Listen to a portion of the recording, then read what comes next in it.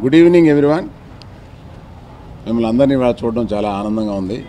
ఈ పండుగ రోజున 10 సంవత్సరాల తర్వాత, సుమారుగా 10 సంవత్సరాల తర్వాత వచ్చిన చిరంజీవి గారు కొణిదెల ప్రొడక్షన్ నెంబర్ 1 తల్లి సమర్పించి తను నిర్మాతగా రామ్ చరణ్ ప్రొడ్యూస్ చేసిన ఖైదీ నెంబర్ 150 రిలీజ్ అవడంలోనే ఓ పెద్ద కోలాహలంతో రిలీజ్ అయ్యి పండగ ఇంకా 3 రోజుల ముందుందనగానే అందరూ రోడ్ల మీదకి వచ్చి ఇది ఒక పెద్ద పండగ లాగా ఈ సినిమాని నిన్నటి రోజున సినిమా థియేటర్ల ముందు అంత కోలాహలం జరిగింది.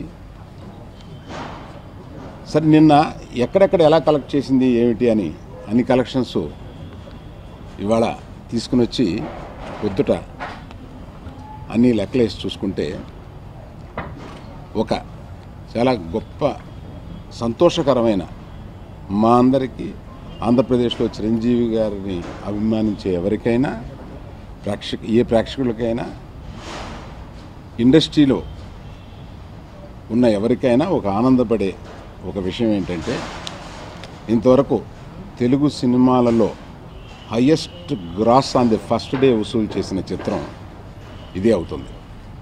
పొద్దున వివరాలు కూడా నేను చెప్తాను, వివరాలతో సహా చెప్తాను. ఇది ఊరికే కొన్ని క్లెయిమ్స్ ఉంటాయి, అలా క్లెయిమ్ చేసే క్లెయిమ్ కాదు. ఇవన్నీ ఈ కలెక్షన్స్ అవన్నీ తీసుకుని వెళ్ళే కలెక్ట్ చేసే బాధ్యత నాది కనుక అది తీసుకుని వెళ్ళి చిరంజీవి గారితో, కుటుంబ సభ్యులతోటి ఉదయం ఇది షేర్ చేసుకున్నప్పుడు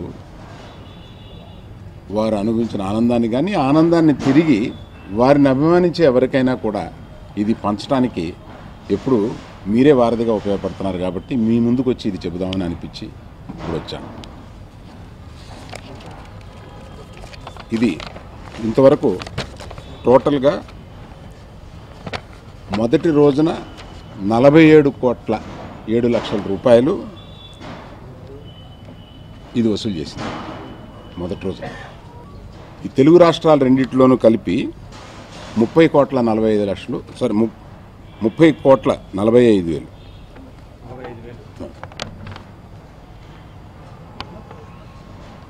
కర్ణాటక 4,70,00,000, ఓవర్సీస్ 1.22 మిలియన్స్. అంటే ఓవర్సీస్ అంటే నేను అనేది only USA 1.22 millions. Other than US, rest of the world is $320,000. $20,000.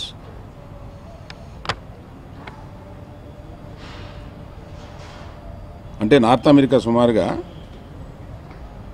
8,90,00,000,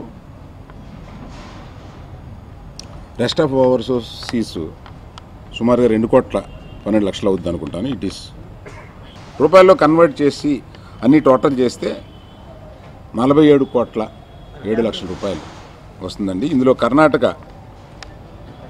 4,70,00,000, Orissa 12,00,000, Tamil Nadu 20,00,000,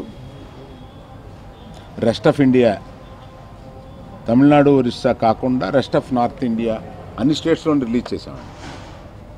అందులో 58,00,000. ఇలా వచ్చిన ఇది ఎట్లా అంటే ఇండస్ట్రీలో అందరూ ఆనందపడతారు అని అనడానికి కూడా ఒక కారణం ఏంటంటే అండి, మన తెలుగు డయాస్పోరా ఎలా పెరుగుతుంది, సినిమాలని అభిమానించేవారు ఇంతగా పెరిగితే మన ఇండస్ట్రీకి ఎంత అభివృద్ధి ఉంటుంది అనేది కూడా, అందువల్ల నేను ఇండస్ట్రీలో అందరూ మన ఈ తెలుగు కలెక్షన్స్, ఈ సినిమా కలెక్షన్స్ ఇలా పెరగడం ఆనందదాయకమైన విషయం. చిరంజీవి గారు తిరిగి ఇండస్ట్రీకి వస్తున్న శుభ సందర్భంలో ఇది తక్కువ అది ఎక్కువ, ఈ సినిమాని దాటింది ఆ సినిమాని కాదు, ఇది కరెక్ట్గా ఇది మొదటి రోజు గ్రాస్ గురించి మనం మాట్లాడుకుంటున్నాం. టోటల్ పిక్చర్లు ఎంత కలెక్ట్ చేసింది ఇవన్నీ మళ్ళీ మాట్లాడుకోవడానికి మనకు సమయం ఉంటుంది. మొదటి రోజు గ్రాస్ అంటే చిరంజీవి గారి మీద ఒక ప్రేమ ఉధృతం ఇవన్నీ కలిపి చిరంజీవి గారిని చూడడానికి ఎంత ఉర్రూతలాగి జనం ఎన్ని థియేటర్లో వేస్తే సరిపోక తిరిగి వెళ్ళిపోయారు అనేది ఒక సంతోషకరమైన విషయం కదా, మీతో పంచుకోవాలని. అది కలెక్షన్ల రూపంలో కూడా ఇలా ఉంది అని వివరంగా మీకు చెబితే అది చాలా ఆనందపడే విషయం అని చెప్పి చెప్పడం సంతోషం. జనరల్గా ఇండస్ట్రీలో శుక్రవారం రిలీజ్ చేయడం అలవాటండి. శుక్రవారం కాకుండా మేము కొంత హెసిటేట్ చేసాం, బుధవారం రిలీజ్ చేస్తున్నాము కరెక్టా కాదా అనేది. చిరంజీవి గారు రాబోతున్న ఫంక్షన్కి ముందు దానికి వచ్చే వేడి, గుంటూరు విజయవాడ మధ్యలో జరిగిన ఫంక్షన్కి వచ్చిన వేడిని చూసి 12వ తారీఖు వేసినా కూడా ఉధృతంగానే ఉంటుంది, పర్వాలేదు 11వ తారీఖు వేసినా కూడా అని చెప్పి. అది ఇంతకుముందే రామ్ చరణ్ ఒక వివరం చెప్పాడు కదండి. వారేమో 12వ తారీఖు అనౌన్స్ చేశారు. మనం 12 చేస్తే కరెక్ట్గా ఉంటుంది, పండగకి ముందు రోజు 12, 13, 14 ఇట్లా బాగుంటుందని అనుకున్నాం. కానీ వారు అనౌన్స్ చేశారు, మనం కూడా అనౌన్స్ చేయొచ్చు. కానీ చరణ్ అందరూ కూర్చొని ఆలోచించింది ఏంటంటే 2 పిక్చర్స్, పెద్ద పిక్చర్స్ స్పేస్ చేసుకోవాలి. సో ఒకరోజు ముందన్నా రావాలి, ఒకరోజు వెనకన్నా వెళ్ళాలి. అందుకని ముందు రోజు రావడానికి సరిపోయిన జనంలోని ఉధృతం చూసి ముందు రోజు రావచ్చు అనే ధైర్యంతో వేస్తే మమ్మల్ని ఆశ్చర్యపరిచే అంత రియాక్షన్ ఉంది. కాబట్టి అది మీరు అందరూ వినే ఉంటారు.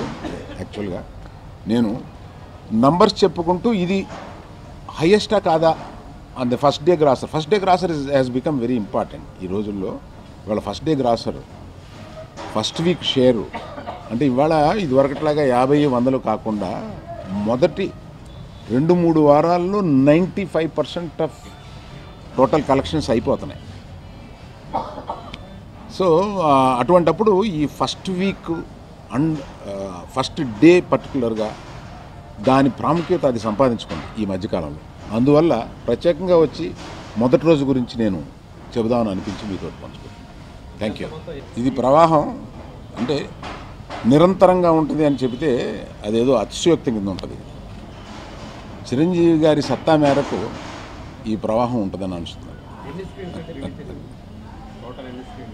ఇది నిన్న సాయంత్రం నేను లెక్క 1800 దాటినాయండి నా లెక్కకి. ఇంకా కొన్ని ఏరియాస్లో మిగిలిపోయినాయి. ఎన్ని వేసారు అని అంటే నేను వరల్డ్ వైడ్ ఇది ఏమండి చెప్పుకోవడానికి అంటే నేను జనరల్గా మీరు చూసి ఉంటారు, నేను వచ్చి రాంగ్ క్లెయిమ్స్, ఒక ఫాల్స్ క్లెయిమ్స్ అవి జనరల్గా చెప్పడానికి నేను ముందు రాను, నేను చెప్పను.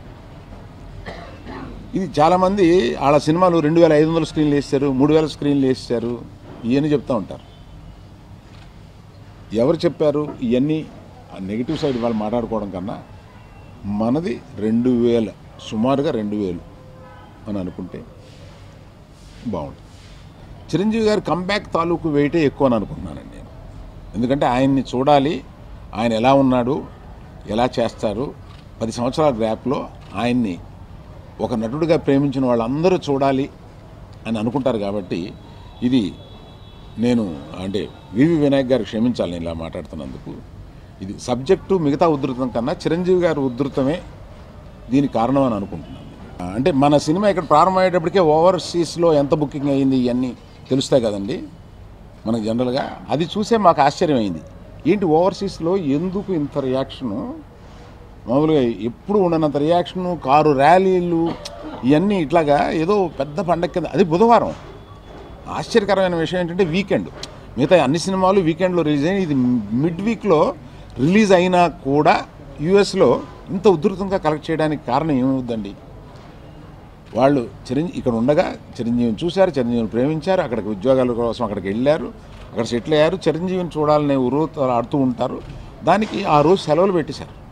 మస్కట్లో కొన్ని కంపెనీలు ఆ రోజు సెలవులు ఇచ్చేసింది, తెలుగు వాళ్ళు ఎక్కువ ఉన్న కంపెనీలు సెలవులు ఇచ్చేసింది, కంపెనీ మూసేశారు. అంటే ఆ రోజుకి అందరికీ సెలవు ఇచ్చేశారు. అంటే ఇటువంటివన్నీ జరుగుతూ ఉంటాయండి బయట. ఇవన్నీ ప్రజలందరికీ తెలియాలంటే మీ ద్వారా తెలియాలి కాబట్టి నేను ముందుకు వచ్చాను. ఈయన వివాదం లేని మనిషి అండి, అందరూ మెచ్చినవాడు మనిషి, అందరితోటి సౌమ్యంగా ఉండి మనస్ఫూర్తిగా అందరితోటి పలకరించి అందరికీ ఎస్టాబ్లిష్ అయిన ఒక మంచి మనిషి. అటువంటి ఆయన ఇలాగా తిరిగి 10 ఏళ్ల తర్వాత మన ఇండస్ట్రీలోకి వస్తున్నాడు అని అంటే ఏ దర్శకుడు, ఏ నిర్మాత, ఏ అదర్ హీరో ఎవరు ఆనందపడరు, అందరూ ఆనందపడతారు. అలా వచ్చి అందరూ ఆయనకి వెల్కము, ఏదో ఒక రకంగా ఆయన్ని చేరి మీరు రావడం సంతోషం, మీ సినిమా హిట్ అవ్వాలి అని చెప్పి ఇండస్ట్రీ అందరూ అలా చెబుతుంటే న్యాచురల్గా మనకి ఆ పాజిటివ్ వైబ్ వస్తుంది. That has resulted like this. కుటుంబంలో చానాళ్ళ నుంచి చిరంజీవి గారి ఇంట్లో అంటే రామ్ చరణ్ ప్రొడ్యూసర్గా ఒక బ్యానర్ని ఎస్టాబ్లిష్ చేయాలని సుమారుగా 5 సంవత్సరాలుగా అనుకుంటున్నామండి. దానికి సరైన ఆపర్చునిటీ రావటం లేదు. రామ్ చరణే తనే నిర్మాతగా, తనే హీరోగా తీసుకోవడం అనేది అట్లా లేదు, అది అంత ఇదిగా లేదు. సో అది వెయిట్ చేస్తూ ఉన్నాం. సో చిరంజీవి గారు వస్తున్నారు అనేటప్పటికి మొదట్లో నేను చేద్దామని అనుకున్నాను. కానీ రామ్ చరణ్, కొణిదెల ప్రొడక్షన్స్, సురేఖ సమర్పించు ఇవన్నీ కలిపి ఆయన కంబ్యాక్కి ఇది కరెక్ట్ లాంచింగ్ అవుతుంది అని చెప్పి ఇది ఫ్యామిలీలో అందరం కలిసి తీసుకున్న నిర్ణయం. I'm also very much aligned and happy with it. నేను యాక్చువల్గా 151 చాలా దూరం మేము 151 గీతా ఆర్ట్సే అని అనుకున్నారండి. బోయపాటి గారిని డైరెక్టర్గా బుక్ చేశాను. లేదు చిరంజీవి గారితో, దీని తర్వాత బోయపాటి గారు అని. ఆ బుక్ చేసుకున్న సందర్భంలో ఏమైందంటే బోయపాటి గారికి ఆ కారణాలు ఇక్కడ డిస్కస్ చేయడం ప్రాపర్ కాదు వేదికలో. కొన్ని కారణాల వల్ల అది పోస్ట్పోన్ అవుతూ వచ్చి ఆయన ఇప్పుడు షూటింగ్ మొదలుపెట్టి 1 నెల అయింది. ఇంకొక 6 నెలల వరకు ఆ సినిమా జరుగుద్ది.